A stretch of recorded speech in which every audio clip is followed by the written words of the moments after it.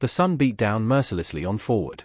Operating Base Rhino as Lieutenant Commander Sarah Glenn made her way across the dusty compound. 3 months into her deployment with naval intelligence in Afghanistan, she'd grown accustomed to the weight of her sidearm and the constant vigilance required even within the relative safety of the base. Her father's words echoed in her mind. Space was the easy part, Sarah. It's people that are the real challenge. Being Colonel John Glenn's daughter had never been simple. The first American to orbit Earth expected excellence, and Sarah had delivered, graduating top of her class at MIT before shocking everyone by choosing naval intelligence over NASA. One Glenn in space was enough, she told reporters with a practiced smile. What she never mentioned was her hunger for a different kind of frontier. Today, Sarah wore civilian clothes, khaki pants, and a simple blue button-down, her blonde hair pulled back in a practical ponytail. The intelligence briefing she carried was classified well above the clearance of most personnel on base, including the SEAL team that had arrived yesterday. Intelligence suggested Taliban forces were gathering in the mountains to the north, possibly protecting a high-value target. The SEALs would need her intel, but protocol demanded she brief their commander first. The cafeteria was crowded when she entered, the air conditioning a blessed relief from the Afghan heat. She spotted the SEALs immediately. They weren't difficult to identify with their bearded faces and the confident way they occupied space. Sarah grabbed a tray and selected a bottle of water and an apple, then found a quiet corner table to review her notes. One final time. Quite the welcome committee, a booming voice carried across the room as a tall, broad-shouldered lieutenant entered, clearly the final member of the SEAL team. Any of you ladies, save me a seat? His teammates laughed, making room as he dropped his tray loaded with enough food for 3 men. Sarah kept her eyes on her papers, but her ears tuned to their conversation. Intelligence gathering was second nature now. Word is we're heading into the mountains. The lieutenant continued. Between bites. Some spook has intel on a gathering of tangos. That spook would be me, Sarah thought, suppressing a smile. She'd spent 3 weeks coordinating with local assets and analyzing satellite imagery to pinpoint the location. Before that, she'd personally led a night operation to extract a compromised informant from a nearby village, an operation that had required her to use her M4 carbine with deadly precision when their convoy was ambushed. The SEALs' conversation drifted to complaints about working with intelligence officers who'd never seen combat. Sarah felt their eyes occasionally drift toward her, the lone woman in civilian clothes in a corner, clearly not belonging to their world. Hey, Harvard, the lieutenant called out suddenly, causing Sarah to look up. He was addressing her. You with the State Department or something? You look lost. Sarah met his gaze calmly. Just finishing some work before a meeting. What's your rank if you don't mind me asking? His tone was joking, clearly expecting her to be a civilian contractor or junior officer at best. Sarah considered her response carefully. In minutes, she would be briefing their commander on an operation that would put all their lives at risk. The intelligence she'd gathered, often at personal risk, would determine their strategy and chances of success. These men needed to trust her judgment, and first impressions mattered. Little did the lieutenant know that his casual question was about to change the entire dynamic in the room. Sarah closed her folder and prepared to answer, unaware that her response would cause the entire cafeteria to fall silent in shock. Sarah's calm voice cut through the cafeteria noise as she replied. Lieutenant Commander Sarah Glenn, Naval Intelligence. She slid her credentials across the table. I'll be briefing your team in 30 minutes on Operation Shadow Hawk. The lieutenant's cocky smile faltered. Glenn, as in yes, Colonel. Glenn's daughter, Sarah confirmed, having long ago accepted this would always be the first question. But more relevantly, I'm the intelligence officer who spent the last 3 months mapping Taliban movements in the Korangal Valley. The cafeteria had grown quieter, conversations dying as personnel recognized the name. Sarah continued, her voice level but firm. I've personally led 4 night operations behind enemy lines to place surveillance equipment and extract compromised assets. During the most recent Extraction, my team was ambushed 5 miles south of our target location. She rolled up her sleeve, revealing a still healing scar that ran from wrist to elbow. Took this 2 weeks ago. The Taliban fighter who gave it to me won't be hurting anyone else. The lieutenant's face had transformed from amusement to something between respect and embarrassment. Before he could respond, the cafeteria doors swung open and Commander Jackson, the SEAL team leader, entered. His eyes locked on Sarah immediately. Lieutenant. Commander Glenn, he acknowledged with a nod. I see you've met my team. Just getting acquainted, Commander, Sarah replied, gathering her materials. Good. Because in 12 hours you'll be accompanying us into the valley. A murmur rippled through the SEAL team.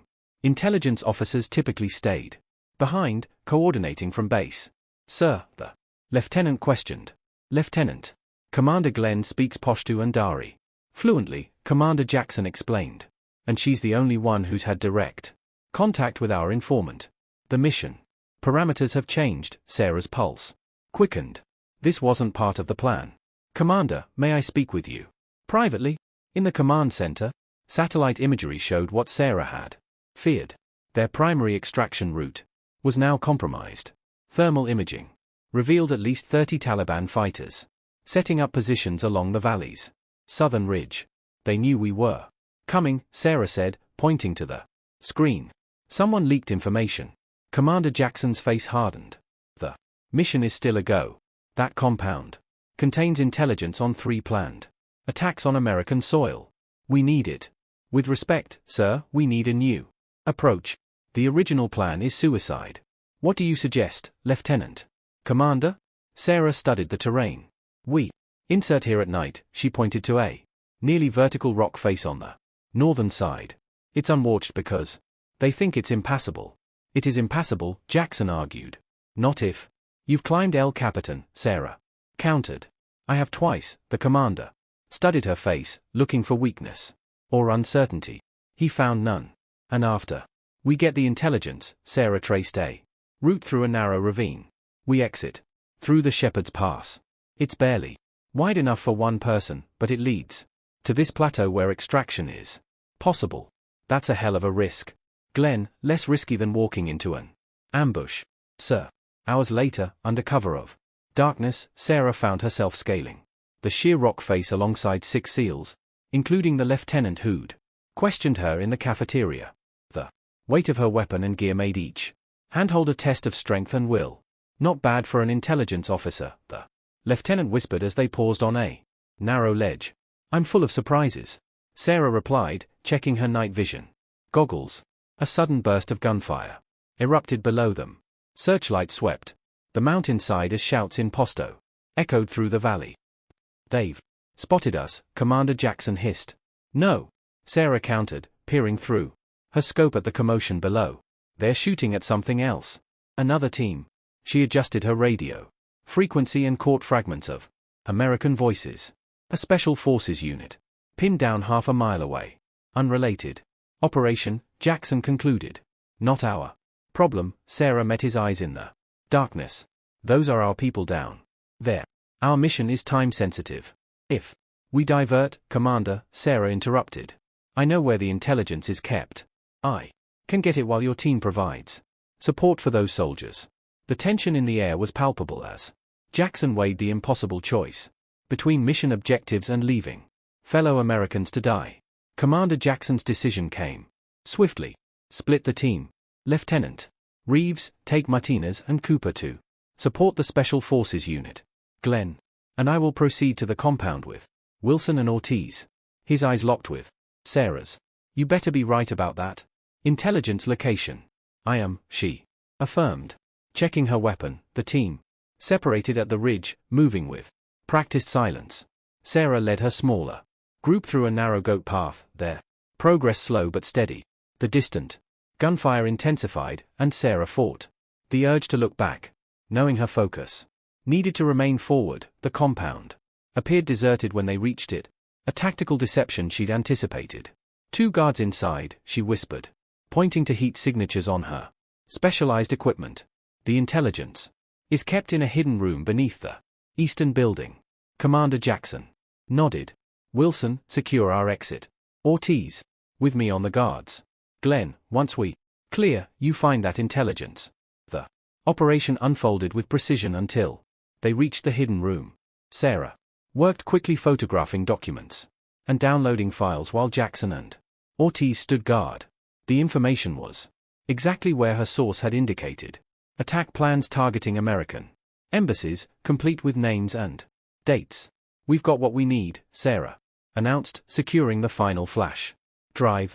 A sudden explosion rocked the compound. Through her earpiece came Lieutenant Reeves's strained voice. Commander, Special Forces extraction successful, but we're taking heavy fire.